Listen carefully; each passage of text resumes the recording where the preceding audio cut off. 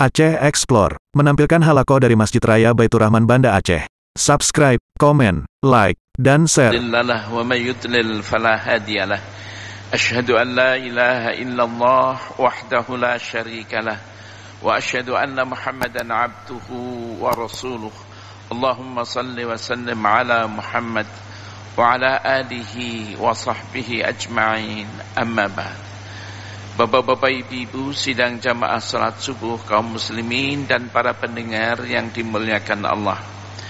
Marilah kita tidak ada henti-hentinya memanjatkan puji syukur kehadirat Allah Subhanahu wa taala atas limpahan rahmat, karunia dan hidayahnya, sehingga sampai pagi hari ini kita masih diberi kekuatan dan kesehatan oleh Allah, sehingga kita dapat melaksanakan ibadah. Dengan iringan doa, mudah-mudahan ibadah kita diterima oleh Allah Subhanahu wa taala dan dicatat merupakan amal yang saleh insyaallah.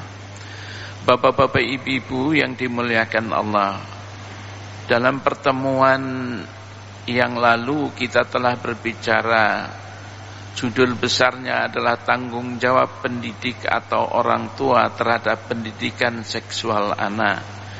Dan kita sudah menjelaskan tentang hikmah daripada perkawinan. Kemudian ada beberapa hal yang dilalui oleh seorang suami ketika dia selesai melaksanakan pernikahan. Dan pada pagi hari ini kita akan bicara bagaimana pendidik atau orang tua mengajarkan tentang tata cara jima. Hal ini karena ini adalah aturan di dalam Islam, petunjuk dari Rasulullah sallallahu alaihi wasallam, akan kami sampaikan. Tata cara jima pertama sekali, hendaklah kedua mempelai menanggalkan seluruh pakaiannya, sebab hal ini dapat memberikan keleluasaan kepada badan, memudahkan kedua mempelai berbolak-balik, menambahkan kenikmatan dan memberikan kelembutan kepada istri. Yang lebih utama ialah kedua mempelai hendaknya telanjang bulat tetapi di bawah satu selimut. Di bawah satu selimut.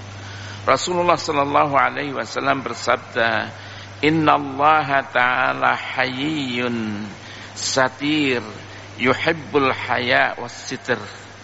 Rawahu Ahmad wa Tirmidzi wa Abu Daud.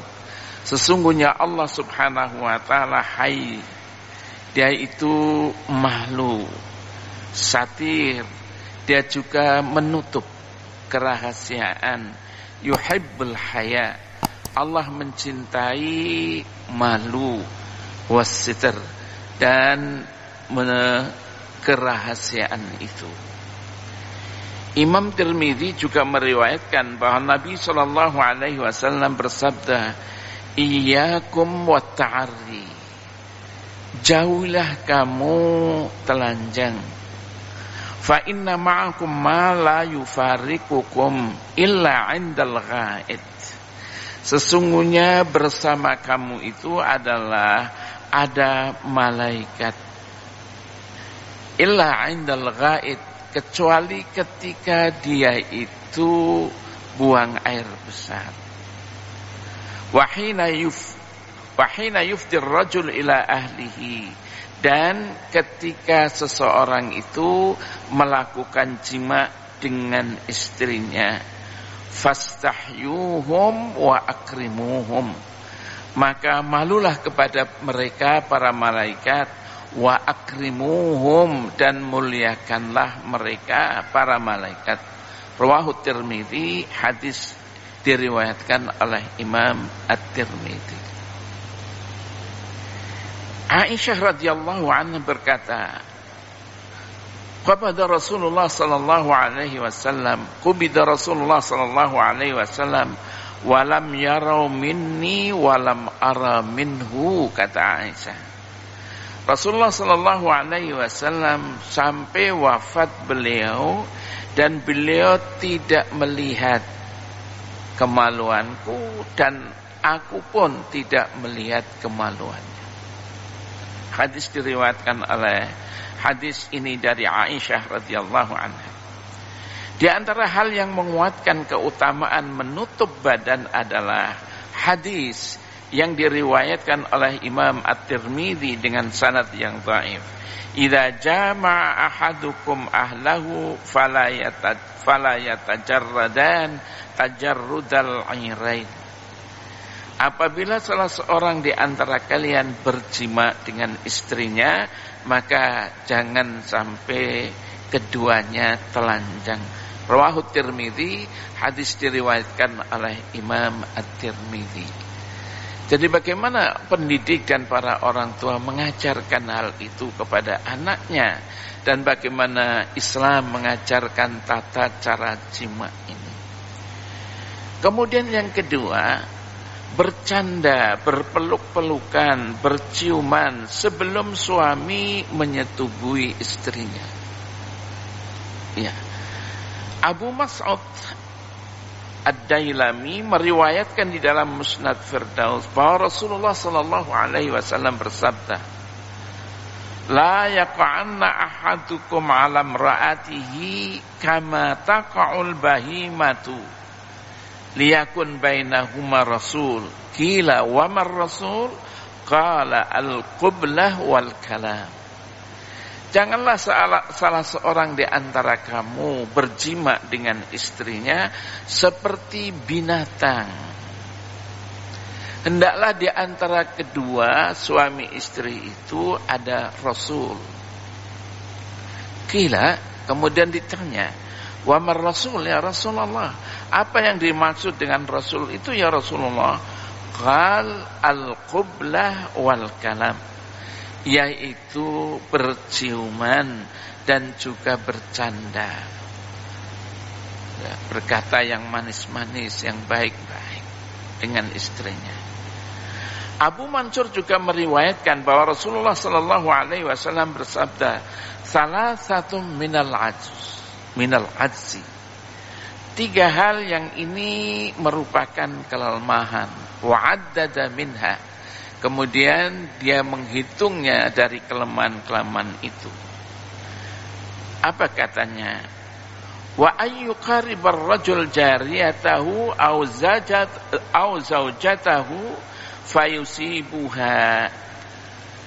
Qila ayyuhaddithaha wa yu'nisaha wa yuhaddithuha wa yudaji'uha fayaqdi hajatahu minha. Qila antufdi hajataha. 3 hal yang dianggap merupakan suatu kelemahan. Beliau menghitungnya, yaitu seseorang itu mendekati jariyahnya, budaknya perempuan, au zaujatahu atau istrinya, fayusibuha, kemudian dia melakukan jima, qabla ayyuhadditsaha, sebelum dia mengatakan dengan perkataan-perkataan yang lembut, wa yu'nisaha, dan juga melakukan perbuatan-perbuatan yang menyenangkan, wa yuhadditsaha, dan juga dia berkata yang baik-baik, wa yudaji'uha, kemudian dia itu berjima, fayaqdi hajatahu minha, kemudian dia merapkan puas, qabla an taqdi hajataha, sebelum istrinya merasakan puas. Jadi jangan sampai seorang suami melakukan jima, mementingkan dirinya sendiri orgasme, kemudian ditinggalkanlah istrinya. Jangan sampai berpeluk-pelukan, bercanda, bercumbu, menggunakan perkataan-perkataan yang baik-baik dengan istrinya. Dari hadis ini dapat disimpulkan bahwa suami hendaknya memperhatikan kebersamaan, mencapai kepuasan dan mengeluarkan air mani berbarengan dengan istrinya. Ya.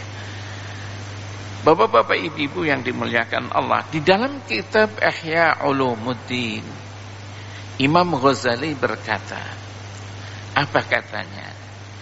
Kemudian jika suami hendak memenuhi keinginannya, kata Imam Ghazali, hendaklah bersikap perlahan-lahan terhadap istrinya. Lahan-lahan terhadap istrinya. Terus menunggunya sampai istrinya juga memenuhi keinginannya. Sebab kadang-kadang suami dulu terangsang, istrinya belum. Tunggu. Ya. Karena terkadang dalam hal ini istri suka terlambat rangsangan seksualnya. Maka jika suami telah mencapai kepuasannya, lalu ia meninggalkan istrinya, maka hal ini akan menyakiti sang istri, kata Imam Ghazali. Adanya perbedaan dalam tempo orgasme dapat mengakibatkan perpecahan antara suami istri. Walaupun sang suami mempunyai kebiasaan lebih dulu mengeluarkan air mani. Karenanya kebersamaan dalam mengeluarkan air mani itu akan dapat memberikan kenikmatan kepada istri. Begitu Imam Ghazali mengatakan dalam kitabnya Ihya Ulumuddin. Kemudian yang ketiga, hendaknya suami berdoa dengan doa berikut ini. Imam Bukhari meriwayatkan dari Ibnu Abbas radhiyallahu an bahwa Rasulullah sallallahu alaihi wasallam bersabda, "Lau anna ahadukum ata ahlahu qal bismillah Allahumma jannibna syaitana wa jannibis syaitan ma razaqtana fa in qudiya bainahuma walad lam yadurruhu syaitanu abadan." Kalaulah seandainya salah seorang di antara kamu mendatangi istrinya untuk berjima, kemudian dia berdoa, Bismillah, dengan nama Allah. Allahumma jannibna syaitan. Ya Allah, ya Tuhan kami, jauhilah syaitan dari kami. Wa jannibis syaitan ma razaqtana. Dan jauhilah syaitan dari apa yang engkau rezekikan kepada kami. Fa in qada bainahuma walad, dan apabila nanti diberi anak, lam yadurrus syaitanu abada, maka syaitan pun tidak akan mengganggu selamanya. Begitu Rasulullah memberikan teladan, memberikan pelajaran agar apabila kita berjima, kita itu berdoa, Bismillah, Allahumma jannibna syaitan wa jannibus syaitan ma razaqtana fa in qada bainahuma malat lam yadurru syaitan abad. Jadi doanya tadi, Bismillah, Allahumma jannibna syaitan wa jannibus syaitan ma razaqtana. Kemudian yang keempat, diperbolehkan menyetujui istri dengan cara bagaimanapun juga, selama masuknya zakar atau penis itu masih tetap melalui vagina. Allah Subhanahu wa taala berfirman, Nisa'ukum harthul lakum fa'tu harthakum anna syi'tum. Istri-istrimu itu ladang bagi kamu, datangilah ladangmu di mana saja kamu suka. Maksud ayat tersebut di atas adalah hendaknya mendatangi istri itu di tempat bercocok tanam, yaitu vagina, dengan cara dan posisi bagaimanapun juga, baik dari depan, belakang, ataupun dari samping. Imam Bukhari meriwayatkan dari Jabir radhiyallahu anhu bahwa ia berkata, Kanatil Yahud taqul, idza ata ar-rajul imra'atahu min duburiha fi qubuliha kanal waladu ahwal. Orang-orang Yahudi itu mengatakan, apabila salah seorang di antara kamu, apabila seorang suami mendatangi istrinya dari tuburnya, fi kubuliha, dari tuburnya, kanal waladu ahwal, maka nanti anaknya juling.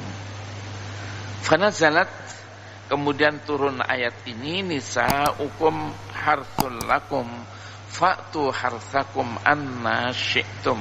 Faqala Rasulullah sallallahu alaihi wasallam, Rasulullah bersabda, muqbilatan wa mudbiratan idza kan dzalika fil farj. Baik dilakukan lewat hubul atau tubur, tapi yang jelas harus masuk ke dalam vagina. Rasulullah mengatakan. Atas dasar itu Rasulullah sallallahu alaihi wasallam bersabda, boleh menyetubuhi istri baik dari depan maupun dari belakang selama melalui vagina. Tapi bagaimana posisi yang baik di dalam bersetubuh? Posisi bersetubuh yang baik ialah laki-laki berada di atas istrinya. Posisi seperti ini sebagaimana dijelaskan oleh Aisyah radhiyallahu anha dalam sebuah hadis yang diriwayatkan oleh Imam Muslim dari Abu Musa al-Asy'ari yang mengatakan bahwa sekelompok Ansar dan Muhajirin berselisih pendapat. Berselisih pendapat. Kaum Ansar mengatakan tidak diwajibkan mandi kecuali jika keluar air mani. Kemudian kaum Muhajirin berkata, apabila telah bercampur maka telah wajib mandi. Berselisih kaum Ansar dengan kaum Muhajirin. Abu Musa al-Asy'ari mengatakan, aku akan menengah-nengahi kalian dari perselisihan itu. Lalu katanya, aku minta izin kepada Aisyah, maka ia pun memberikan izin kepadaku. Kemudian Abu Musa al-Asy'ari mengatakan, aku berkata, wahai ibuku, sesungguhnya aku ingin bertanya kepadamu tentang sesuatu, tetapi aku malu. Kepadamu, wahai Aisyah. Aisyah berkata, janganlah engkau malu untuk bertanya kepadaku tentang sesuatu yang pernah engkau tanyakan kepada ibumu yang telah melahirkan kamu, karena sesungguhnya aku ini adalah ibumu. Kemudian aku bertanya kepadanya, apakah yang mewajibkan mandi? Kata Abu Musa al-Asy'ari. Ia pun menjawab, Aisyah, engkau telah bertanya kepada orang yang mempunyai pengetahuan tentang itu. Aku tahu itu jawabannya. Rasulullah sallallahu alaihi wasallam bersabda, "Idza jalasa baina syu'abiha al-arba' ay baina yadayha wa rijlaiha wa massal khitan al-khitana faqad wajaba al-ghusl." Apabila dia atau suami telah duduk di antara pangkal yang 4, yaitu kedua tangan istrinya dan kedua kakinya, wa massal khitan al-khitan, kemudian telah penisnya masuk kepada vagina, faqad wajabal ghusl, maka dia wajib mandi, baik keluar mani ataupun tidak keluar mani. Begitulah sidang jamaah salat subuh yang dirahmati Allah. Itulah beberapa etika seseorang itu berjima. Kemudian selanjutnya, apabila suami ingin mengulangi jima, ia dianjurkan berwudu, karena wudu itu dapat membangkitkan semangat baru. Imam Muslim dan Abu Daud meriwayatkan dari Nabi SAW bahwa beliau bersabda, "Idza ata ahadukum ahlahu, thumma arada an ya'ud, falyatawadda bainahuma wudu'an, fa innahu anshat lil 'aud."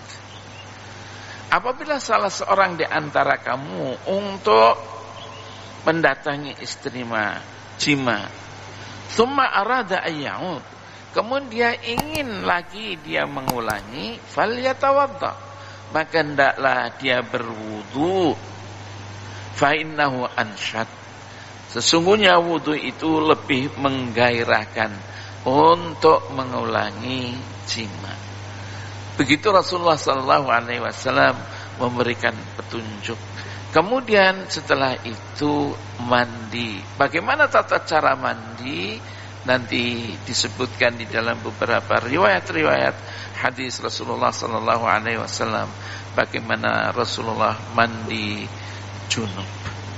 Ini saja barangkali pada pagi hari ini, tapi yang jelas bagaimana orang tua atau pendidik memberikan pelajaran yang sangat berharga tentang pendidikan seksual terhadap anak-anak yang sudah dewasa, sehingga mereka tahu benar bagaimana etika bersetubuh, etika berjima antara suami dan istri menurut tuntunan Allah, menurut tuntunan Rasulullah sallallahu alaihi wasallam, agar supaya kita ini bersih, agar supaya kita ini suci.